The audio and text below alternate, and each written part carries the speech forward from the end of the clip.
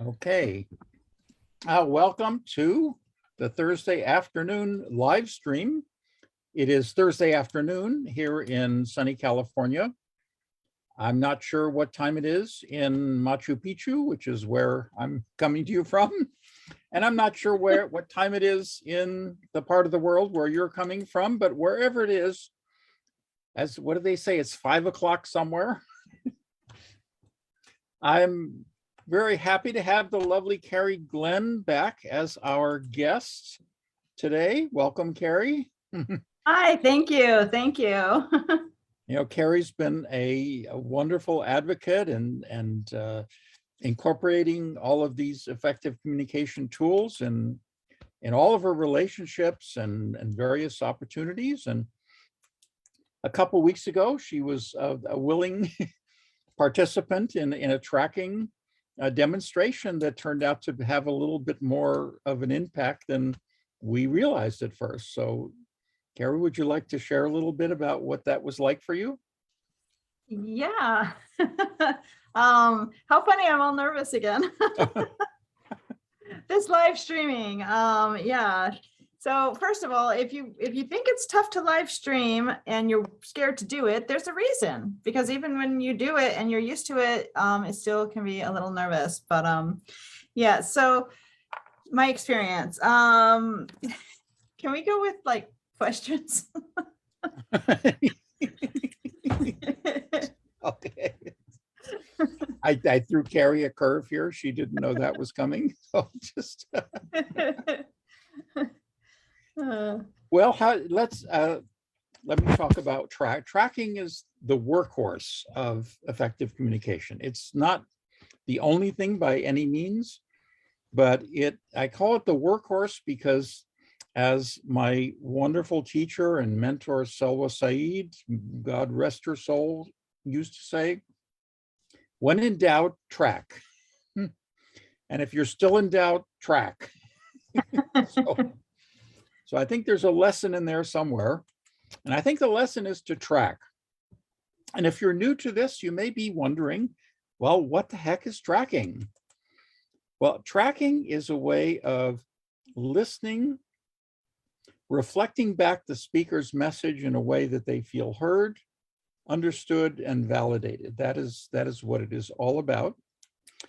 In a way there are many different approaches that claim to try to do this, you know, things like active listening and others. And those are, I don't mean to put those down by any means. Those are all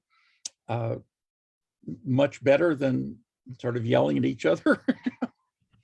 Anything's better than that. Despite that, what I found is that this tracking skill, which I learned from the wonderful Selwa, is by far a more effective way, because what it does is it captures the entire message of what's going on.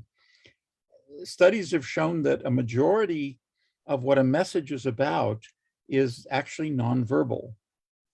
And many times what you will see is an incoherence between what the words that are being said and the nonverbal cues that are being that are also being conveyed.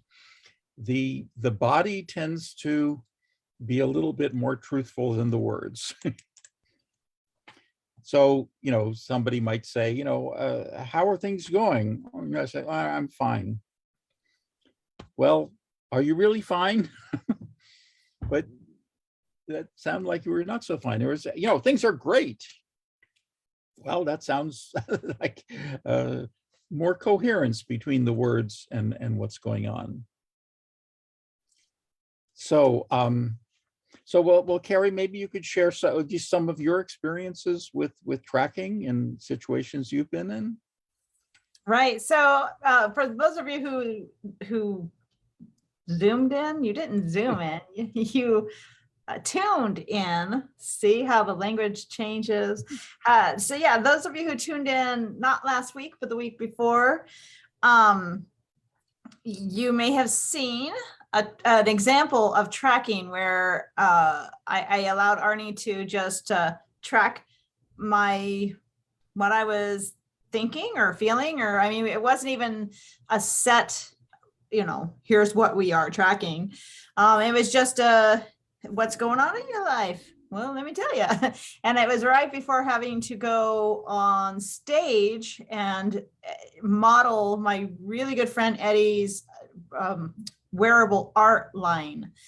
And I had seen a few of her models, and young, beautiful, hot, and also just normal women. But all most of them were significantly thinner, or at least in my mind, and it just, I was very intimidated to have to do it. Not to have to do it. I was actually thrilled that she asked me to do it, and I wanted to do it. Every little girl in me, well, not every little girl, but the little girl in me who always wanted to be a model, like, thought that was so cool. I mean, while other girls had Rick Springfield on their walls, I had a wall full of Christy Brinkley. I thought she's the most beautiful woman and she has the best life, and I just wanted to be her so bad. Maybe I had a girl crush on her, I don't know. But I just really just not envied, but wistful. I felt wistful about that lifestyle, and I just thought, it'd be cool to do that. Interestingly enough, it is hard work. So anyone who thinks otherwise, just go do it a couple of times. It's very hard work. But so Arnie and I did some tracking, and I just told him, well, I'm a little nervous about that. And it just went from there. I mean, go check out the tape. Let's see what 2 weeks ago was.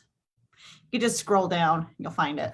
Or if you ask and put a comment in the comments, a question in the comments about it, we can throw up a link for you to that exact tracking session. So, I mean, just basically, he said, oh, so that's coming up. That sounds cool, or something like that. And then I was like, yeah, I'm really nervous. Boom, that gave him the perfect opportunity to say, let me learn a little more. And that's the great thing about tracking, is it allows it allowed Arnie to learn a little bit more without me ever feeling like he was grilling me or judging me or trying to tell me not to feel nervous. You know how many people tell you, oh, you're beautiful, don't feel nervous, you got nothing to be nervous. What? Why are you nervous? And it's just like, shut up, I'm nervous. Like, no. And even if everything they said was right, the most beautiful, the most toned, fit, beautiful models, women. I mean, I did work in LA briefly. I was an extra in movies, and you get in these groups, and every single woman. I didn't talk to the men about this, so obviously there's probably men who feel the same way. But it just never came up in our conversations. But every woman that I met, tens, knockout tens, I mean 10 plus, I mean 50s. These women were gorgeous, and every single one of them had something to say negative about their body, had something that they were worried about or felt insecure about. And even, some of these women were very confident. They knew they looked good. See, this was the crazy part is they knew they looked good, but they still had areas, So, telling someone not to feel confident, or don't worry about your hip, or don't worry that your little toe is bigger than your big toe, like whatever, that doesn't help. And Arnie, having being a professional tracker at this point, we ought to get you like a safari outfit and a detective.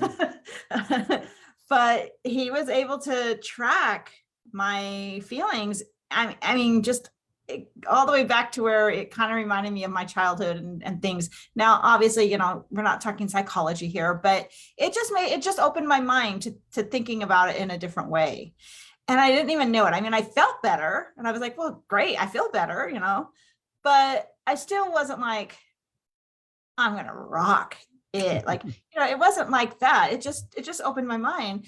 And then the next day, because we do this on Thursdays, the next day we had our training, and oh my gosh, Donna, this woman, she is Donna Shoemaker. She's a local here in at the Monterey Peninsula, and she was a model for years, a working model from like 17 to 50-ish, that whole time period. And Eddie, my friend Eddie, who brought her in, she did our modeling training, and she would tell us these things. I'm not going to go into a whole lot of detail because I don't know. I mean, that might be her spiel. And it should be. I mean, I think anyone, man or woman, who needs to feel a little bit more beautiful, handsome, or anything physically confident should spend 5 minutes with her. She could sell that for $1,000. 5 minutes with Donna.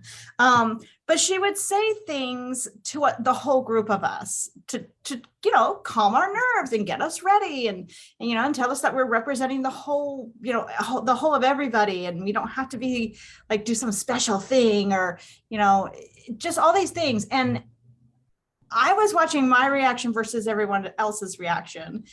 Later in my mind, I thought about the reactions, because everything she said to me just soaked right in.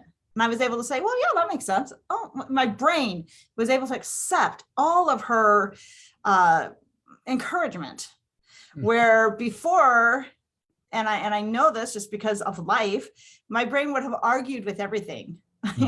Well, yeah, maybe for them, but I mean, not me, or just whatever. Or, maybe if I were 10 years younger, or 5 pounds lighter, whatever it is that our brains stop us. And some of the ladies that were there, they were still really nervous. And I'm not going to say it didn't help, because of course, I mean, Donna was amazing. So of course it helped all of us. But I think adding what she was offering to what I had experienced the day before with the tracking, it's like a clearing. It's almost like a cleansing. Everybody talks about these green drinks and going to a spa and clearing your mind and all these mindset things, which is great.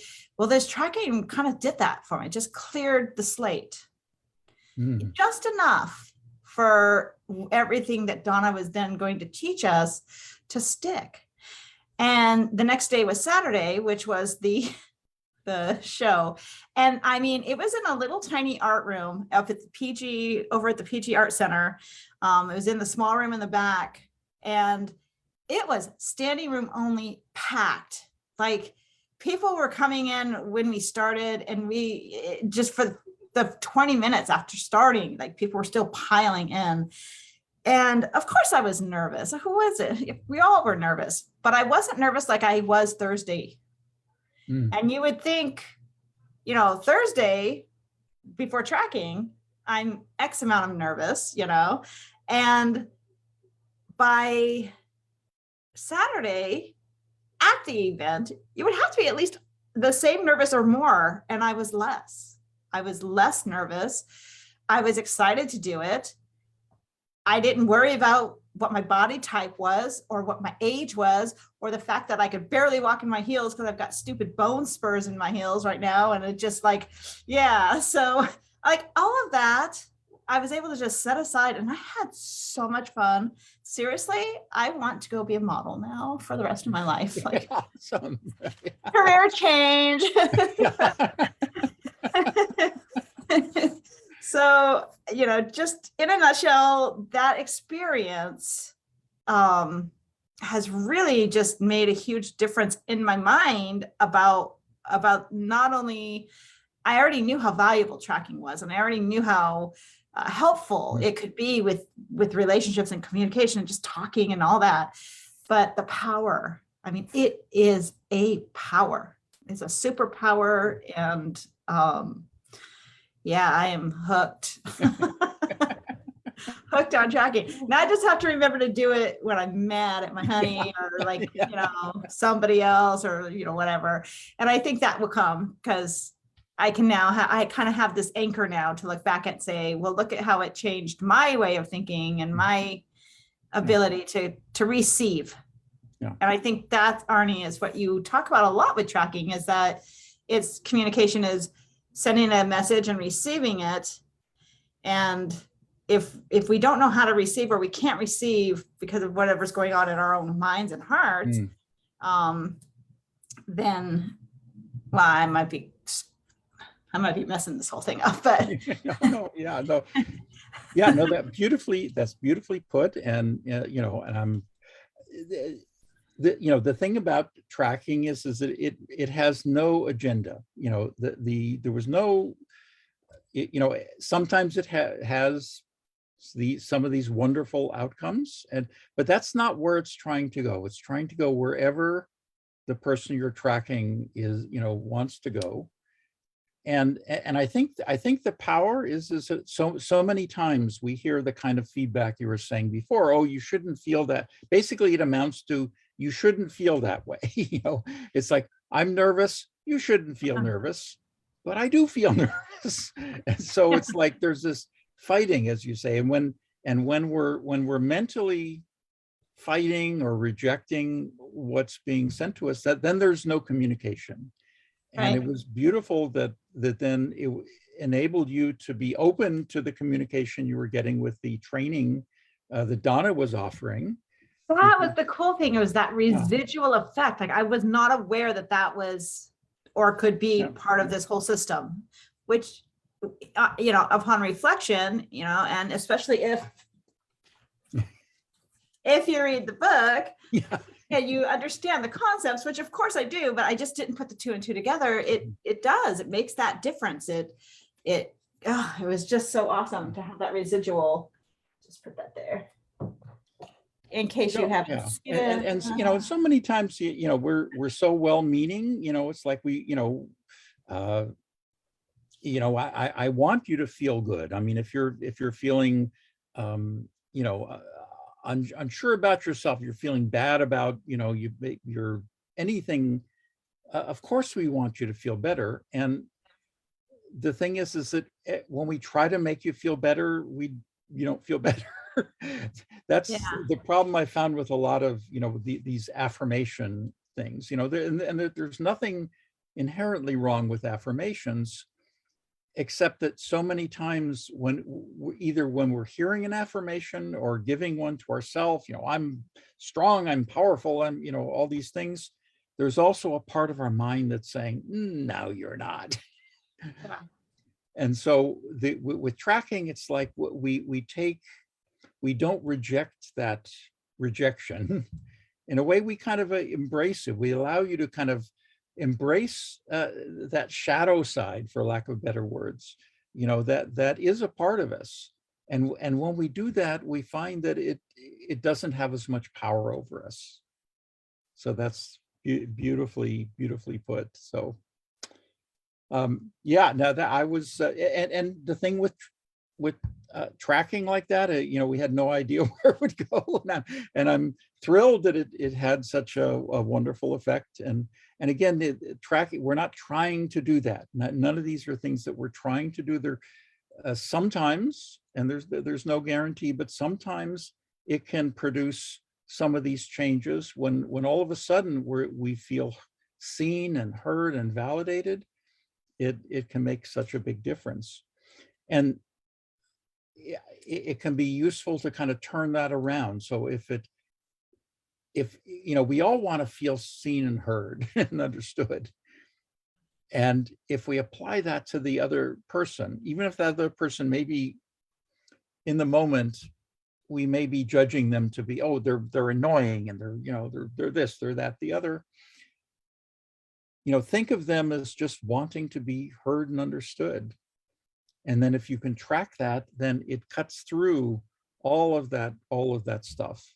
And if they feel that sense of being understood, validated, then it's hard to stay riled up. Again, we're not trying to make them calm down.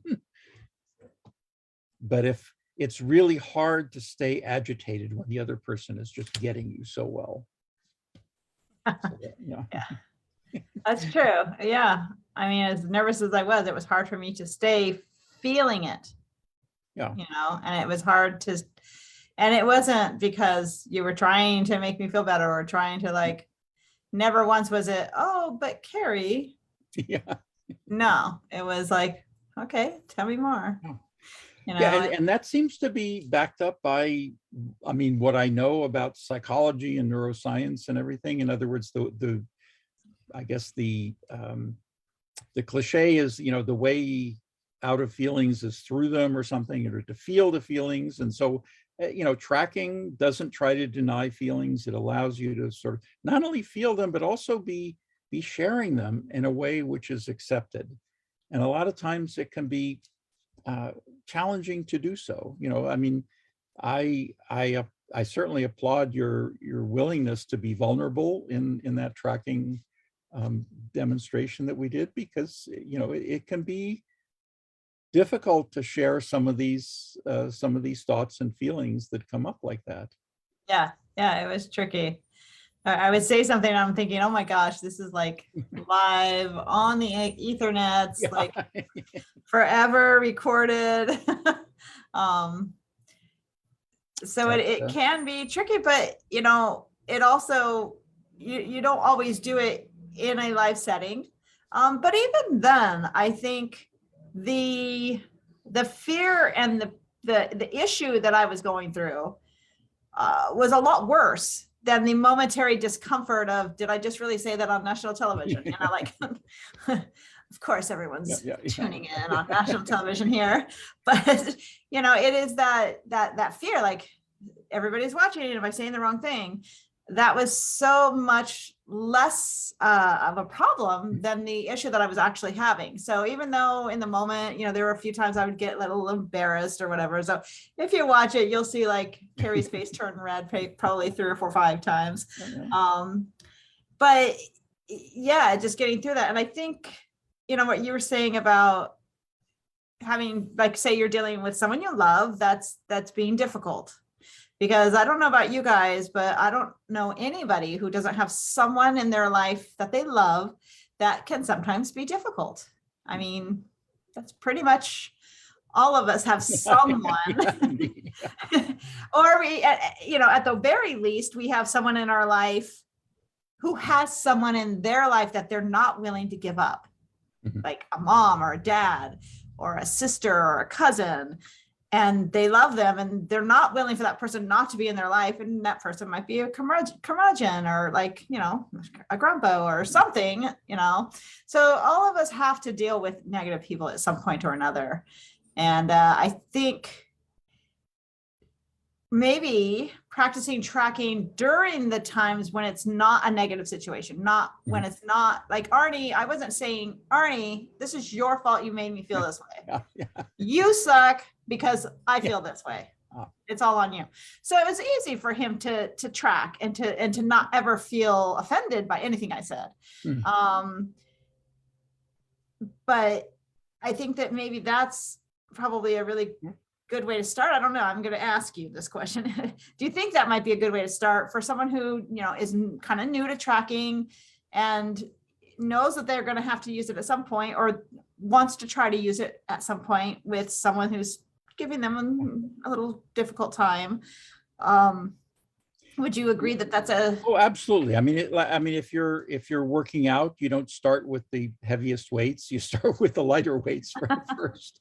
And, if you start running, you don't begin with a marathon. In my case, the first time I tried running, I could make it around the block before I was,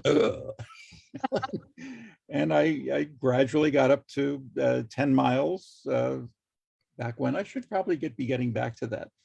And we're, with practice, you work your way up so that, anything, I can literally track anything. So if you were to criticize me the way you were before, I can track that.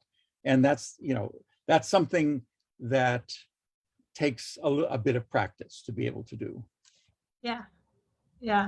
And I think one of the main things that you emphasize in this wonderful book that I was showing you earlier, one of the great things you emphasize is that it all comes down to matters of the heart. It all comes down to the fact that tracking allows us to show our love to whoever it is or to whomever it is that we're tracking, but it also allows them to feel the love and feel their own love. You know, it just opens the space, I guess. Yeah. So like you say, there's no end game. There's no trying to make the other person stop being a jerk, or stop feeling sorry for themselves, or stop complaining about your boss again. But it just facilitates an open space for them Exactly. to move through whatever feelings they have to get through. Yeah. Yeah. And Yep. speaking of that, Arnie, Yeah. if I'm not mistaken, you do have a workshop coming up. Yes, so we've been talking a lot about tracking, and you may be wondering, well, what is this tracking, or how can I learn this tracking? You've been, maybe we've convinced you that this tracking is the greatest thing since sliced bread, or maybe the greatest thing since Betty White, because evidently sliced bread was invented after Betty White was born. So interesting. And it was so sad that we lost her. She was such a wonderful icon, and she lived right down the coast here in Carmel. Yeah. Although I never saw her, but yeah. Plenty of pets. Yeah. And, so if you're wondering about how can I learn this tracking, my wonderful co-author of the Here book, Lee Garland, and I will be giving a workshop on May 14th. It will be via Zoom because COVID and blah, blah, blah. But, Lee is another long-standing student of Selwa. In fact, he's known Selwa much longer than I have even. And he is just a wonderful, wonderful co-conspirator on these tracking skills. He's a wonderful tracker and just an incredible human being. May 14th and 15th via Zoom. There will be a link below where you can sign up for this. And I do hope to see you there. And if you want more information, there's going to be a mini training of this, which is going to be absolutely free. And you can look for ways that you can get a hold of that. That will be coming to you very, very soon. Wonderful. Yay. So, all right.